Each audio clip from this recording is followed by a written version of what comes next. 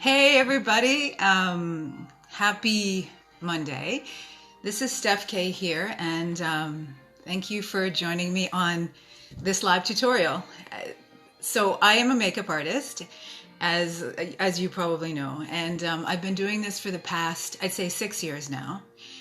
And I thought, what a better time, it looks like it's raining outside, to give you guys some free tips and tricks on how to apply your makeup, what tools to use, what products to use, and really, how to sort of avoid some of the craziness that you're seeing on YouTube. And it's kind of funny to know where to look right now. So today, what I want to focus on is really just some of the basics.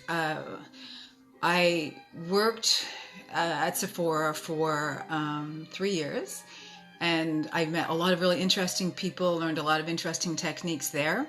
And I've also worked in film and television, and I've done a lot of bridal as well. So I've had quite a bit of experience, and I'm professionally trained as well. Just so you know, you're in good hands. I trained at the School of Pro Makeup Art, and I also enjoy following Donna Mee, and flew to Chicago to do a wonderful workshop with her. So today what I want to focus on is actually foundations, tools, and some of the tricks, and what to watch out for when you're actually buying them. Because in my mind, if you don't have a good base to your foundation, it doesn't matter how crazy your eye look is or how funky your eyebrows are. People are going to notice that the core foundation doesn't look good. So, and quite honestly, the starting point is your skincare. And I can't stress that enough. There are so many cool foundations out there, whether they're sticks or creams or liquids, whatever. If your skin isn't in fantastic condition to begin with, a foundation isn't a miracle worker. And we'll go into a little bit more about what foundations are intended for as well. They're not meant to mask your face. So, we are going to do a little bit of talking, and then I'll do a little bit of demo as we go along as well. So for starters, with your skincare, in the evening, do a double cleanse. So wipes are not the greatest thing in the world. Use, your first wash is to take off the makeup. The second wash is really getting in there and, making sure that the skin is in fine condition. And it really does take 2 cleanses to get the skin prepped and ready for bed. At night, your skin is regenerating. If you get 8 hours of sleep, that's great. But, that's when you need a beautiful night cream, because your skin is regenerating. And often they're thicker, and they provide a lot of moisture, because when you wake up the next day, that's also going to help your makeup look better, because you've moisturized and gave it all of the essential vitamins, nutrients, minerals, whatever it needs, and acids to just replenish itself. So again, I stress, before you do anything, skincare has got to be number one. And I can show you some skincare products on another tutorial, but let's just pretend that we've already, started with the good skincare. So some of the things we'll talk about today. And another thing about skincare, sorry, I did take a step backwards. Exfoliation. A lot of times I've gone to do a bridal makeup, or just even a 1 hour makeup with someone, and the surface of the skin is very textured. It's dry. That could be for a number of reasons, but please make sure you exfoliate at least once a week, because foundation trying to push through a layer of dry, scaly skin is just not going to work. You're asking the foundation to do something it wasn't intended to do. Okay? Now, some of the tools that you will see used in foundation, there's a number of them, and I'm going to go over this because the tool that you use is going to impact the overall effect and look of the foundation. So I'm going to show you a couple of different brushes that you might encounter when you're in a makeup store. You might see a makeup artist use, and I'll just show you the difference in those. So first of all, something a little bit more traditional, where is it? Would be like a paintbrush style, right? With sort of a more flattened brush. Talk amongst yourselves as I look for one right now. Okay, so something like this, it's a synthetic, right? And you see how like the bristles sort of bounce back a little bit more. Synthetics are really good with liquid foundations. Synthetics you can tend to use with both liquid and powder, but the beauty of a synthetic is it's not going to absorb the liquid inside, right? So that the product can travel along and you'll get a better payoff overall because you won't lose the product being absorbed into a natural bristle. So, you know, these are often just in a regular paintbrush sort of shape. This one is kind of nice because of the angle. You can like work into the face really nicely. Something like this. Another synthetic, very, very dense, okay? These ones are more for buffing a product. So, you know, the technique would be more like this around the face. This particular one has a double end, which is nice because you could then use this one to get into the tighter areas of the face. Right now, I'm just talking about sort of the different types of bristles. But another thing to keep in mind is, you know, the size of the brush also helps to dictate what area of the face you're going to use it in. So if I'm using something redonkulous like this, how can I possibly get any precision when I'm applying my makeup? It's just not going to work, right? So, you know, look at the size of the head on the brush and where you're using it on your face, because that matters, right? So if I were using, like this is a double-ended. I don't always love the double-ended, but this one is great at demonstrating, okay? Because it's very, very soft. So I would go working into the core of my face very gently, doing a buffing action. Then I would take this little guy and I would get into the sort of precision areas, right? And get into the corners, because this ain't going to cut it here. You're gonna make a mess, right? So there's a certain precision to it. This kind of style as well, we use this quite a bit when we were working on the floor. I like it as well because it's also very, very soft, okay? So there are also different formulations as well with the foundations. So, you know, there might be, hands. Often I will actually use my hands when doing an application of makeup. Now these days, will I do it? Maybe not quite as much because we don't want to be spreading any coronavirus or whatever. However, I do sanitize my hands.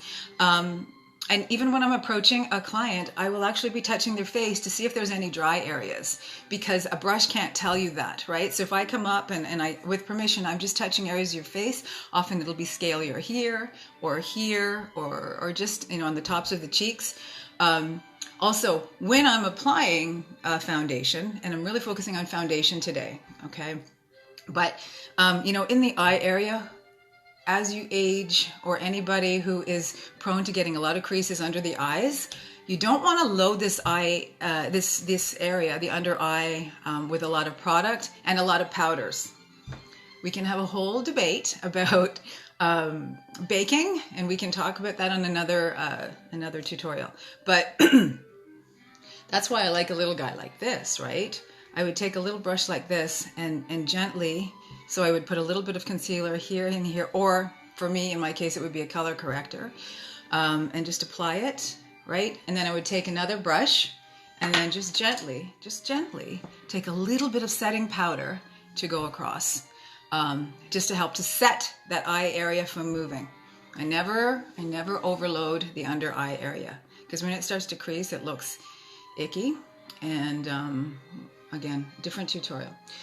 So when you go into a makeup store, let's talk a little bit about how do I know what color to choose, okay? A lot of times makeup stores have terrible lighting. And this is not a slam. This is just, that's where they get situated in malls. When I worked with Sephora in Oshawa, I took a lot of pride in foundation matching. It was very important to me, but the lighting is very false. and it'll cast a funny glare. Like if you stand directly under a light, you're going to get hooded eyes and your face will be imbalanced. Right now, what you see, sorry, this is what you see, but I am sitting directly in front of a window with the sun shining into my face and the light is balanced. So if ever I do your makeup, I always ask to have good natural light, because you probably notice that you do your makeup in the morning, you do it in your bathroom with the false lights, fluorescent lights or whatever it is you're using, and then you go outside and it's just not the same. It doesn't look good. So as much as you can get to natural light, just take a handheld mirror, prop yourself in front of your bedroom window and, do it there. And it doesn't need to take a long time. We'll do 5-minute makeup this week. We'll have some fun with it. Now, with respect to choosing the right color of foundation, what you should do, right, is... so you'll hear, am I a yellow undertone or am I a pink undertone? And, if you look at this area of your face, it'll give you an idea of what your true undertone is. What a lot of people do is they'll look and they'll say, well, I have a red or pink undertones because they have red cheeks. And that's not the case. That's just blood vessels, or maybe it's rosacea, or you just have rosy cheeks, but that's not your undertone actually. And a lot of times it could be from heritage. So if you're from the British Isles, you might have, you might be actually one of the cooler, the pinkier undertones that you kind of know. I used to say to my clients, do you burn? And yes. So they go, bless you all. I mean, I have Irish in me too. You go to the sun, you turn pink, you come back and you go back to white. It's quite phenomenal actually, but bless you. But those are like some of those cooler undertones, and there's few and far between. I'm a mix. Okay, so my dad is pink and my mom is golden. Mom, are you on here? Love you, but you are. She's a little Filipina golden thing. My dad is a big Czechoslovakian English Irish. So people would look at me and go, oh, yellow undertone right away. But you know what? If I wear something too yellow, I look jaundice. So I have to blend. Now, here's what you do. When you go into a store, the makeup artist should be trained, but you don't test here. Okay, like look at the difference even. What am I doing? I look kind of flipped out here. But see, the color is not the same, right? Don't test your wrist, because the texture of the skin is different here. The color of the skin is different. It would be like saying, I'm going to buy a new pair of shoes, so I'm going to try that on my hands. It's like, that doesn't even make any sense. I hope I'm being cute and not sarcastic. Anyways, so... what you do is you take a couple of foundations, right? So, I do have some here. And these are a liquid foundation, okay? And what you would do is you would take a couple of colors that you think are close, or the artist that's working should do this for you, okay? So I'm going to take a couple of colors. And a lot of people will say that they can't find the perfect color. And you know what? There's a reason you can't find the perfect color, because the perfect color will often not exist. When I am actually doing makeup artistry on a client, I am blending colors, because that's what I do. And where I blend a color is usually on the back of my hand. These days we don't do it as much, or I use something like this, which is just a mixing palette, right? And I'll take a couple of colors and I'll mix them on here. Now, if you see a makeup artist taking foundation from the hand and then applying it to your face, all this nonsense you're seeing right now with, dripping product. What's the point of dripping the product onto your face? Please, Lord help me. Lord help me. All you're doing is you're wasting product, and you don't need the same amount of foundation at all different parts of your face. Stop the insanity, please. Okay, so what we're going to do, I'll just show you what I would do. And you know what else is good if you can do this, and this might be stretching it a little bit, but whatever tool you're going to apply your foundation with, it's kind of neat to test it with, because different types of tools are going to give a different look to the foundation on your face. Okay, so you go in and you're going to, I'm just going to take one foundation here, and this is what it would look like if I were testing it on someone. I'm going to take the foundation and I'm going to stripe it right down the side of my face like that. Okay. All right. See, my cheeks are a bit red because I'm blushing. maybe I just think you guys are all so cute. You cause me to blush. I'm going to go down the side like that, right? That's one. Now I'll take another one. Okay. It's good to keep track too of what color you tested so that, you know, you don't look like a fool on camera. Okay. So that was the first, and I'm going to show you another one. Here's one. Okay. So the first one was called Honey Beige. All right. That was one of my Arbonne ones. Very nice product. The next one I'm going to test, okay, get a clean brush, will be a neutral color. Okay. So I'm going to stripe down the side of my face all the way down my neck. Okay. You see that? All right. It's okay to guess which one you think is better. All right. So just look at that. And then you're going to go, okay, I know which one. You have to wait, because when you first apply a foundation onto your face, it's wet. And you have to wait for it to dry down a little bit to get a sense of what color it's truly going to turn. Okay? That's just a little tip. Another thing, when you go to buy a foundation, okay, see how I'm wearing black? You notice makeup artists are often wearing black. They might wear white, but I often see it's black or gray. The reason being is if you are wearing a bright color, say like a bright teal or a bright pink or a bright orange, when you go to test a foundation, the color is reflecting up into your face. If the makeup artist was wearing a bright teal, I love teal. But if I were wearing a bright teal and standing beside you, it's also going to reflect color into your face, and we're going to pick the wrong color. And then our friendship will probably come to a quick end. You won't trust me, okay?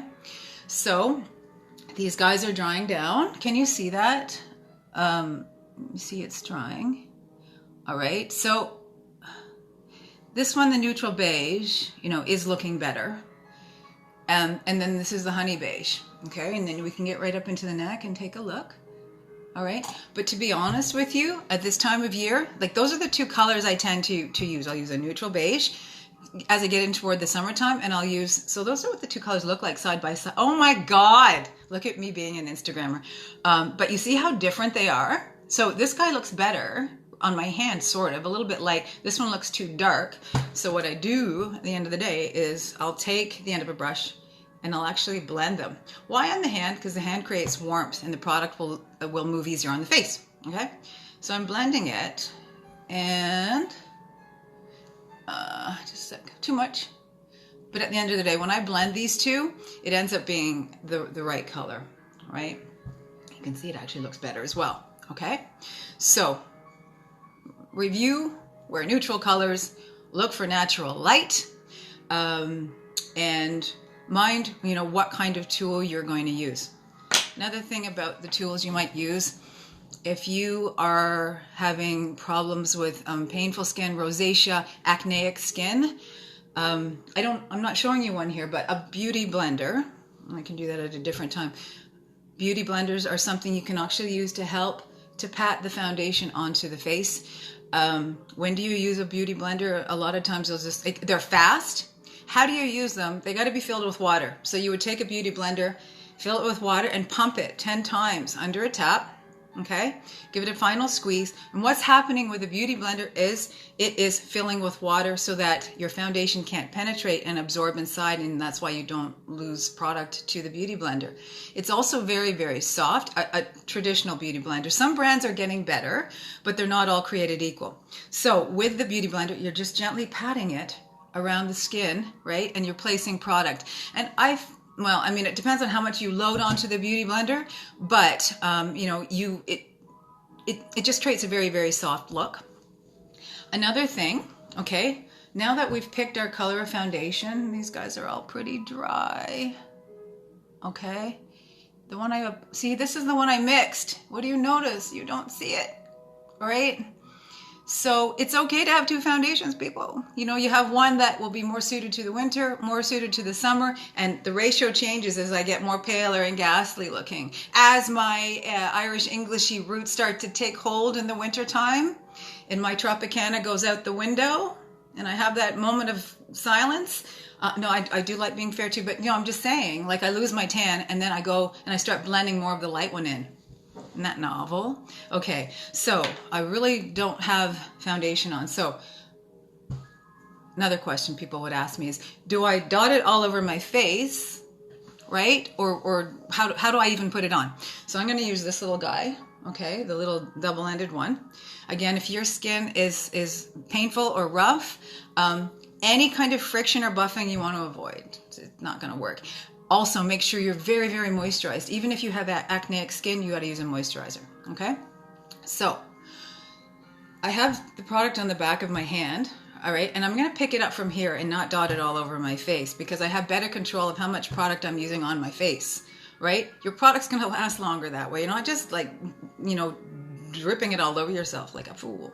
Okay, so I'm going to pick up a little like this, right? Now, I'm going to work from the inside of my face outward because the periphery of your face, checking my time over here, the periphery of your coloring is usually quite nice, right? That's where my skin is the darkest. When you get a tan, right, that's where the sun hits your face first. You notice your forehead is often darker, right? So am I applying foundation over my entire face? Actually, no. Megan had asked me a question. I don't know if you're on here, Megan, but she said, well, what do I do about, you know, this line going from here to here? Well, quite honestly, if you are matched to the correct color of foundation, you shouldn't have to worry about that. You can still blend it down, okay? Blend it down towards the neck, but don't coat your neck with foundation. And then you don't have to worry about white shirts getting the foundation on them. So I'm going to pick up a little bit of product, right? See how I'm loading the brush? I'm not dropping it onto, I'm actually loading up the brush, right? And I'm going through and I'm just buffing it outwards. As I get towards the outside, I'm using less product, okay? So also too, the closer you hold a brush towards its bristles, the rougher it's going to be on the face. So kind of hold it, you can hold it back a little bit. Be gentle. Look how gentle I am. If I've ever been too rough on your face, you can call me on it. Don't just DM me, because I don't want you to hurt my feelings.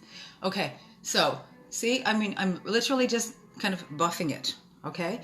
As I get to the outside, I don't have to worry because this looks good, right? Now, this little guy, see, I mean, how can I possibly, like, I know my nose ain't big. I don't have a big nose. But if I wanted to, you know, get into the corners, well, then that's where I'm going to use the smaller end of the brush or just a smaller brush.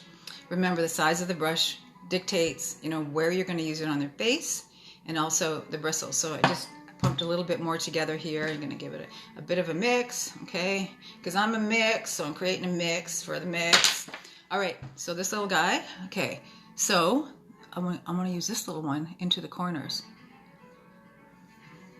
And I'm going to okay, I'm buffing it with this one. I'm just defining the logic because I picked up too much product. See? I can make a mistake. But, right? And then the hand. I'm just going to use my hand to just sort of tap that gently into place, right? See how it just sort of lifted? That's magic, okay? It's called magic. As we age, there are certain parts of the face that start to sort of fall. And what we're trying to do ultimately is create an upward and outward sort of lift to the face, okay? So I'm going to take this side. I'm going to go into the corner here again, just because I get redness on the outside of my eye, as often we do, right? So I'm going to take a little bit of that. Now, this is just a foundation, but it seemed to be working, right? Or you could do it with a little bit of concealer. But, you know, this is precision time, so I want to make sure that anywhere where my skin tends to have a little bit of redness. Isn't this weird, applying makeup into a smartphone? But what the heck, right? These are trying times. Here, you know, anywhere where the face can fall, we want to put some makeup there just to reverse any kind of redness is what I'm doing, okay? This foundation is able to do it. It's a water base with a high pigment, which is great. I always wear black. So, okay, sorry. I was just looking at a few comments here, just in case anybody had any kind of specific questions for me. Okay, so that's just how I would apply a foundation. See how fast that was too, right? Because I'm not being redonkulous or anything. Did I use a primer? No, I didn't use a primer. I don't always use a primer. Here's the thing. About foundations, some of them claim to be waterproof, some of them claim to be glowy, some of them claim to have 24-hour wear Can you imagine? Who wants to have makeup on for 24 hours? That's crazy. But listen, unless they say, when I'm specifically used with this kind of primer, this is how I'm going to behave. Like, a product has been formulated to behave a certain way against skin, not against a primer, right? Primers can help your makeup last longer, but I don't think that they're always necessary. I'm just saying. When I've had clients with super, super oily skin, first of all, the skincare, we'll talk about the skincare, right? Because you do have people that are truly oily and it's just slicking off. So, we'll make sure to use products that aren't going to create excess oil. But also, here's the thing. When people say, I have really oily skin, but yet they have flakiness or rough patches, it's actually dehydrated skin. That's not oily skin. It is your body overproducing oils to compensate for the fact that your skin is dehydrated and you are dehydrated. So, drinking lots of water, using a really great night cream, and using moisturizers are very important.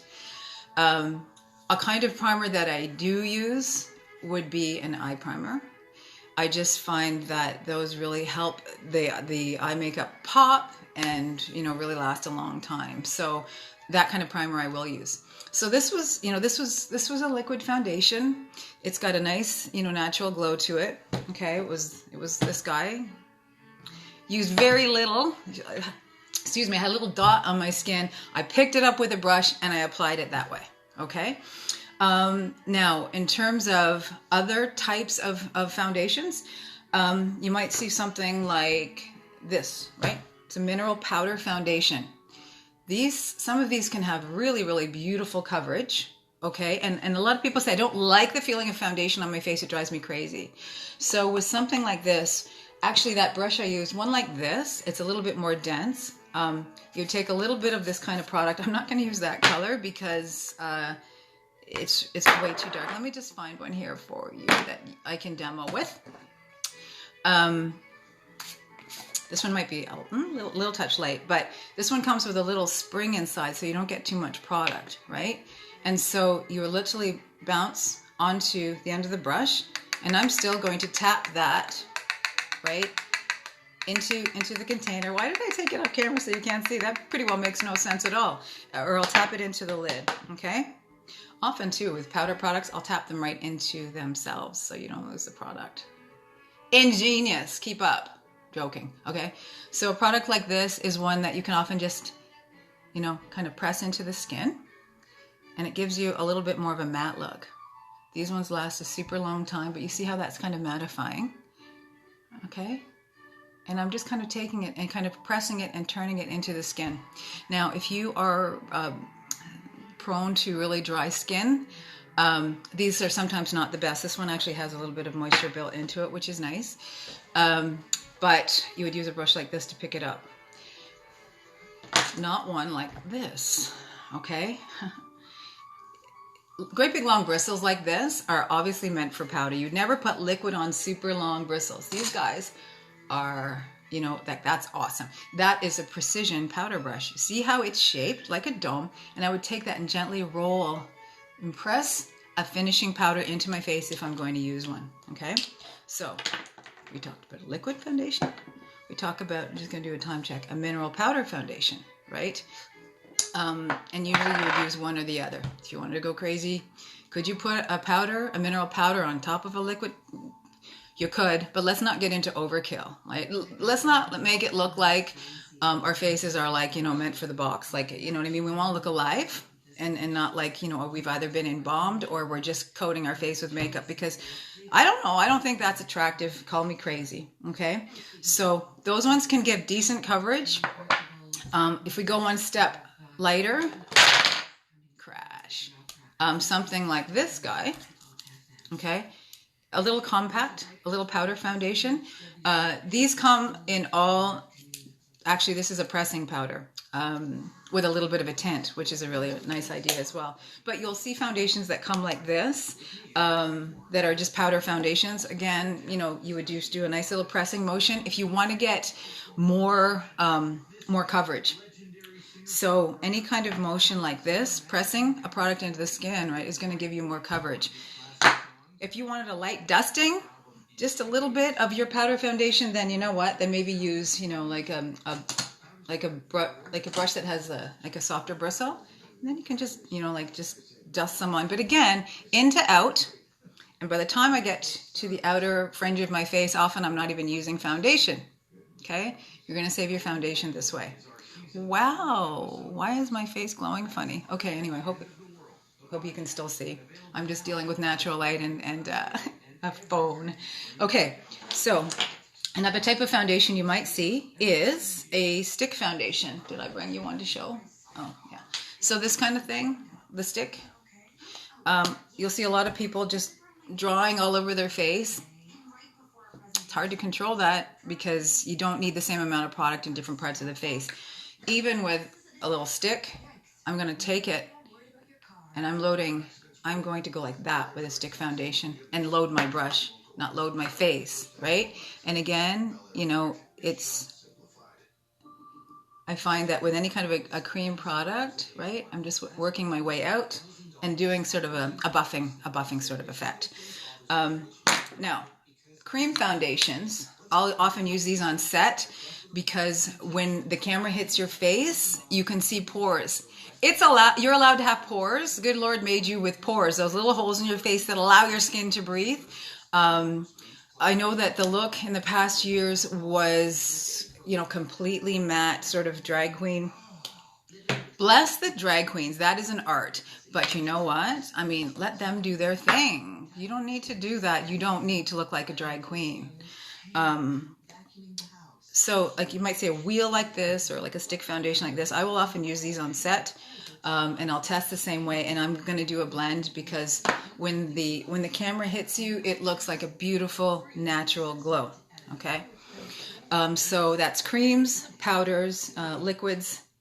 Then there's that other class of foundations. They're still liquid foundations, but they're called waterproof. Let me see if I have one here. The thing about a waterproof foundation is you need to watch, okay? When you're using a waterproof foundation, like Urban Decay will make them. Becca had a one that was decent, but first of all, if you're prone to dry skin and you use a really thick waterproof foundation, good luck with that because it's not going to move unless you super moisturize and prep your skin. It's going to have a hard time moving and it doesn't look nice. And we're going to go, who misguided you? That'd be really terrible. So let me just check it. Okay, here's one. I think they've changed this is one. They've changed their packaging, right? But I'm gonna show these guys are so opaque and dense. Now I'm gonna show you like how. Okay, this is this what YouTubers do? I'm not one of them. Okay, it is like they're like a thick cream. Does that work? Am I looking like a YouTuber? Okay, I'm going to show you. I'm just going to let that dry, okay? And then we'll just keep talking. When they say waterproof, you could probably go to the gym and do a heated vinyasa yoga class and look like you're trying really hard to look good when you really should just be trying to sweat. You can't dot these all over the face. Again, this is the waterproof style foundation because what'll happen is it starts to dry and then you have this dot on your face and you can't move it. You can't move it, right?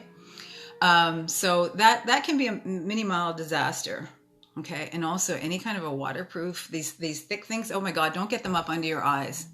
It doesn't look good. It doesn't look good. Save lighter weight products for under your eyes. This isn't me pretending I'm not looking for a tissue to get this off of me. I'm not panicking. I just don't want it on me right now, okay? So, you know, you can use a traditional type of brush, like I said, the kind that have this sort of, you know, the synthetic kind of flatter bristles, and you can move that along your face, but do one section, fade it out. Do the next section, next section, next section. Section's hard to say fast. Okay, so that is the waterproof type foundation. Now, one thing I love is, you know,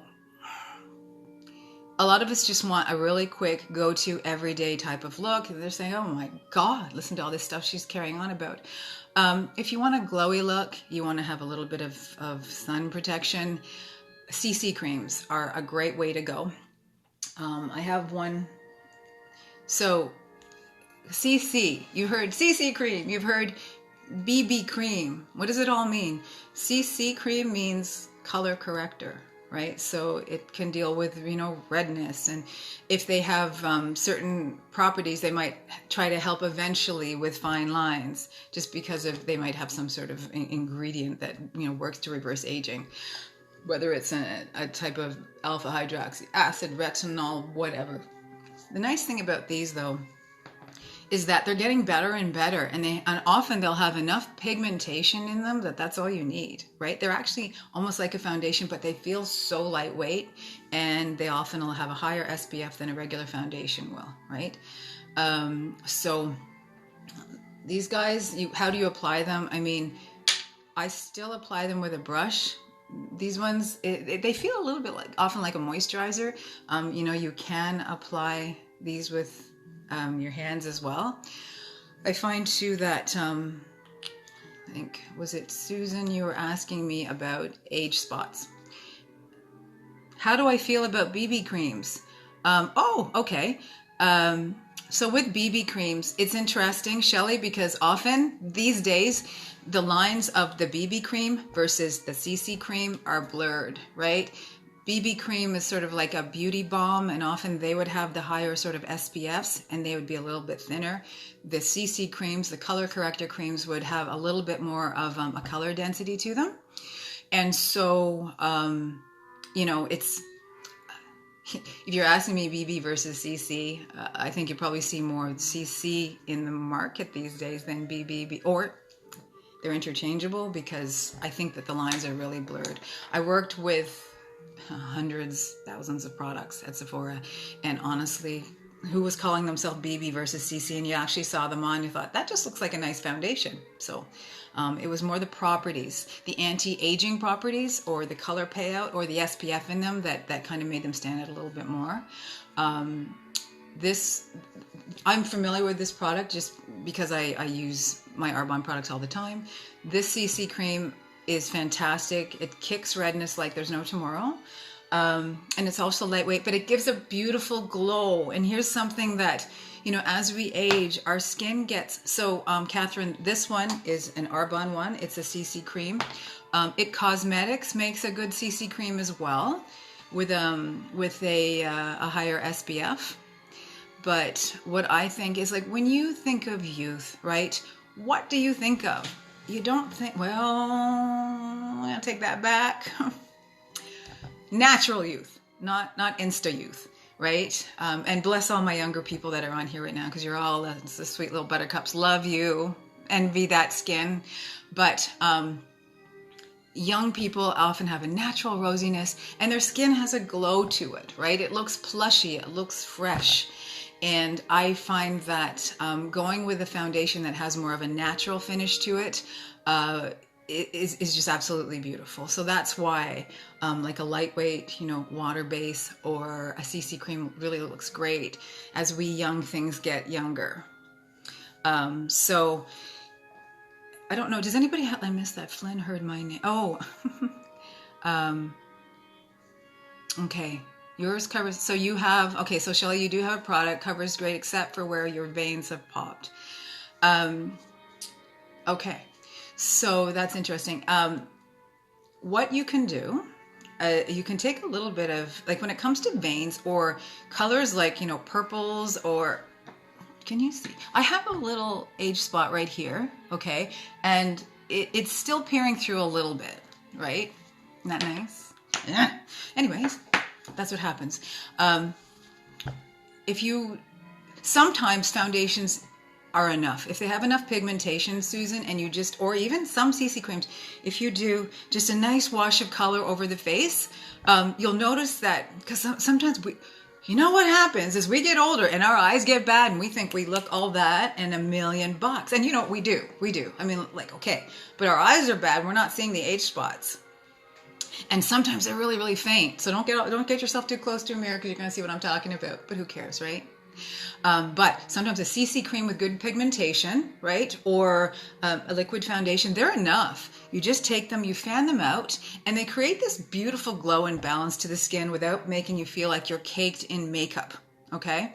So, but what you can do is you can take a little bit of, so I have the base foundation. I'm thinking, I want to color this guy a little bit more. Well, it's already faded in its color appearance. So, you know, a concealer, not a lighter one, right? But one that is the color of my skin, maybe even, no, I'd say the color of my skin or has a little bit of a peachy tone will help to neutralize the dot and knock it out, right? So I have, what color is this one? Again, I'm going to start my like mixing and flitting about and carrying on. But anyways, so that's really dark. Anyway, I'm going to take a little, it doesn't matter, I can make it work, right? So, I mean, I'm just going to take, these are concealers, but honestly, if you hear about color correction, there are some good products that have a little, like I said, a little bit of a peach, and you would dot right on top of it and then fan out the edges, and that'll help you get rid of the odd spot. If it's all over the face, then forget a color corrector and trying to dot it all over your face. That's overkill, and then you're going to get mad at me for saying, why'd she ask me to put so many products on my face? She's wrong. I want to be wrong. So I'm going to do, I'm mixing up now. I'm mixing up concealer, but you know, like I said, that's what we do. And I'm just trying to find, I'm just trying to create a color that is, you know, just going to help knock that puppy out. These ones have a little, this one has a little bit of a peachy to it, so I can use it. I'm going to look and see.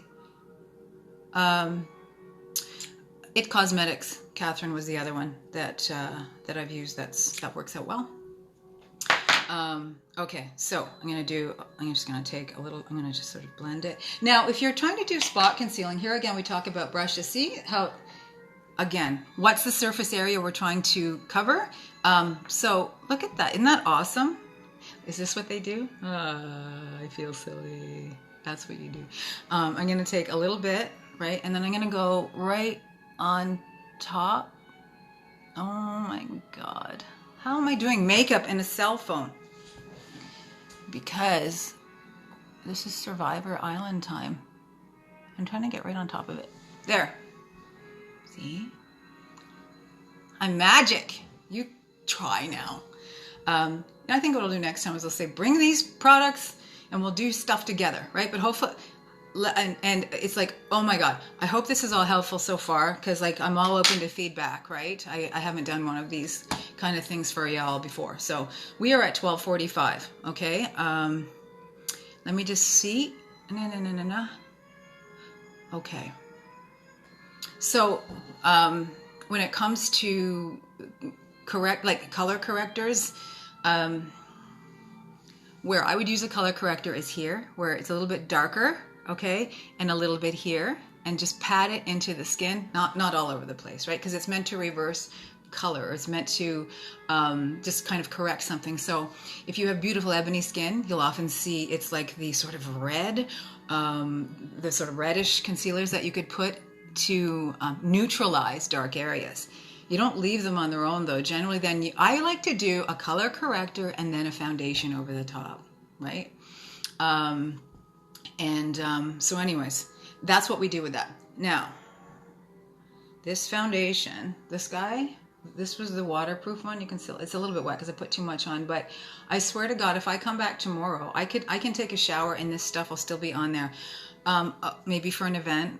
I like these kind of things, but my God, it's just, it's hypoallergenic, right? But you never should have makeup on your skin for that long, right? And they often can be drying unless your skin is really, really well prepped.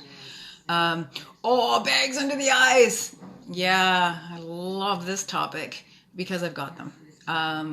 I'm sitting in good light. So Catherine, just sit in good light like me, directly into natural sunlight. And who's going to know you have bags? And just walk around like this, right? Forget makeup, girl. Just do this, right? Oh my God, then people are looking up your nose. Oh, sorry. Let's have fun with this, right? So bags under the eyes. What we're not going to do, okay, is a lot of this technique has gone out the window, thank God. When all the contouring and highlighting was big, this is what we won't do. So a little bit of just theory. See, these bags under the eyes are genetic. They just make me more puffy and cuddly.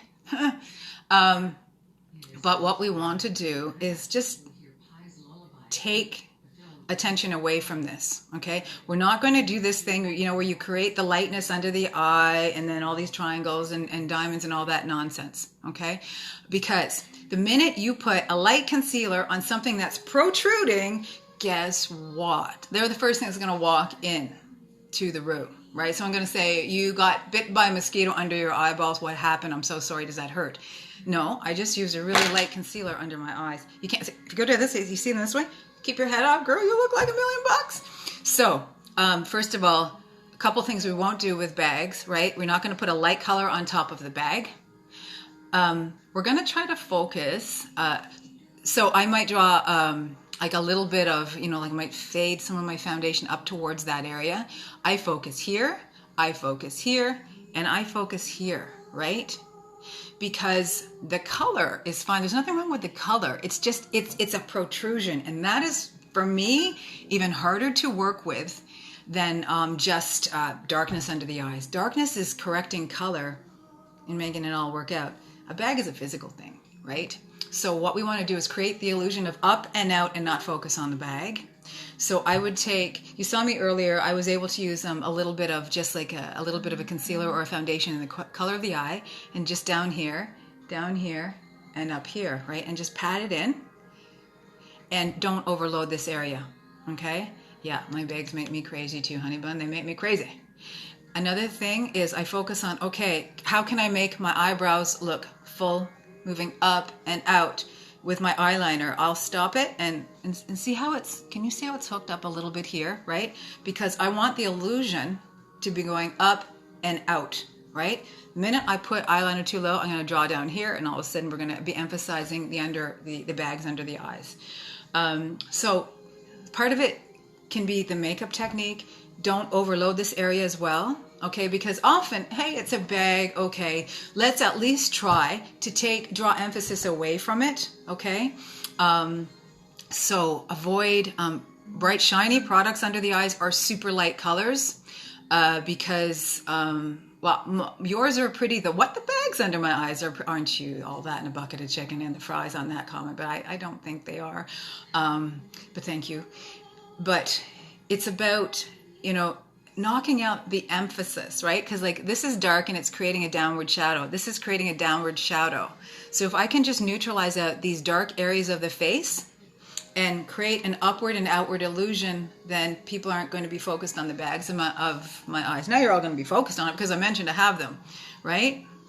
That's not a good way. That's not a good expenditure of your time. I'm just going to check here. We're at the 12:50 mark. Okay, so what I would do then is, you know, maybe a very light amount, So I would do some color correction here and here and here and here. Then I would take a little bit of, like, honestly, I say foundation because I don't have anything to conceal here, right? Because the color is fine. So I might just gently fan like a little bit of the foundation in that area. Or if you have a nice, super lightweight anti-aging type of concealer, which are out there, you can also put that underneath, okay? Now, some people say, because what can happen is if you overload the bags with too much product, especially powder, then the creasing happens, okay? Would I put powder there? I would do a little dusting, yes I would, okay? So, you know, like a setting powder, right? Not a foundation, but a setting powder, because they're very, very lightweight.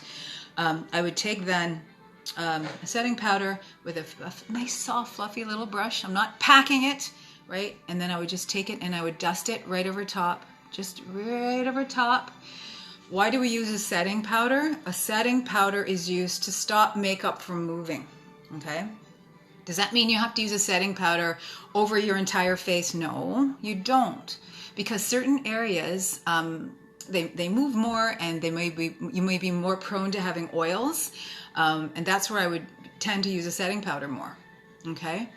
Also too, if I'm going to use a powder, what do you call it? A powder blush, you know, that pink stuff. If I'm going to use a powder blush, then I'll take a light dusting of a setting powder, right? And I'll just roll it across here because I want my blush to be able to glide. And as you know, if it's sort of a moist, natural surface, you might get too much color payout from your blush and it might bounce or be kind of bumpy. So we are kind of nearing the end of this. You know what, guys, I would love your feedback. Is this setting powder just neutral for everyone? You know what, love, I'm not quite sure what you're asking me about that. With setting powders, often they are, I'm gonna make a general comment about setting powders. They're often colorless, right? Sometimes they might have a little bit of a sheen to it to give a natural glow to the face. Watch where you put them. Oh, I pointed at you, I'm sorry. Watch where you put them. Because if you, I mean, I'm starting to grow 11s. If you have fine lines in your skin and you use a finishing powder that is not matte, it's going to emphasize any kind of lines, right? The ones with the sheen, avoid those on any areas where you're lined. Use a nice matte powder just to cut down. Where do I use my setting powder? I'll use it here and I'll use it here, the matte ones. But if I want a little bit of a glow, like a little bit of a highlight, then boom, you know, right here, because I'm still pretty good here in terms of like highlighting. So anything with a sheen, anything super bright is going to make a feature pop forward. That's why you see highlighters being put here. You see what people will highlight underneath the brow bone, right? Just to make the eyes open up. You'll see highlighters here to make the eyes pop. So anyways, guys, is it non-colored? Yes, for the most part, setting powders are colorless, but you can get them that have color to them, which is good, because I mean, I'm not going to use, like Laura Mercier, for instance, even Arbonne has one.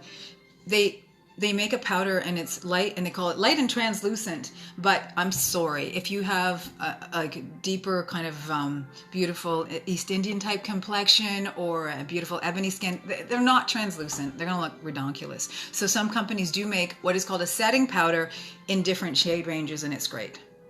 And it's necessary. You can't use what is called a neutral translucent on ebony skin. It doesn't look right. It doesn't look right. Don't care what you say, it doesn't look right. Okay, peeps, we're at 12:55. Thank you, Shelley, and thank you for joining me today.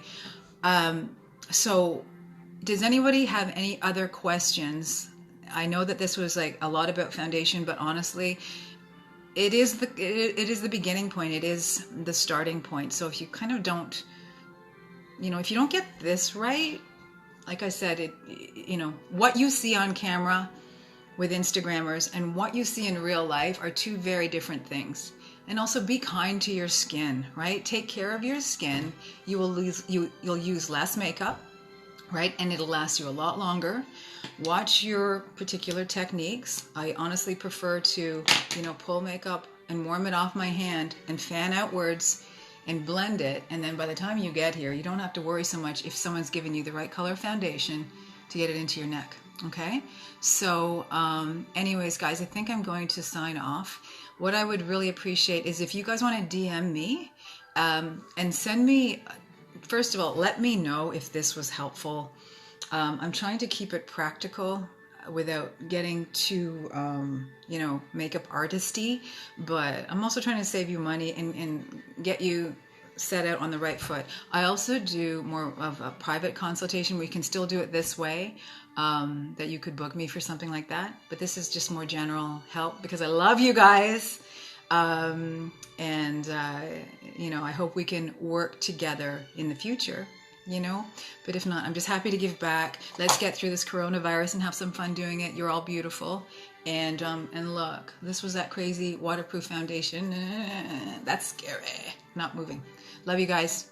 Okay, so again, please DM me with any specific comments or questions, or you can even just put it on the thread of this video, and I'm so happy to help you with it.